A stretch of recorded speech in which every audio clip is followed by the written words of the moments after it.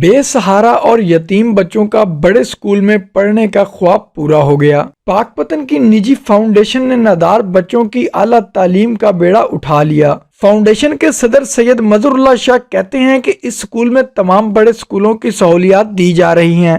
یتیم، غریب اور مستحق بچوں کو تمام تر تعلیمی سہولیات مفت مہیا کی جا رہی ہیں، اور یہ سہولتیں اور تعلیمی معیار ان تمام اسکولوں کے برابر ہے جو کوئی بھی ایک اچھا ادارہ مہیا کرتا ہے۔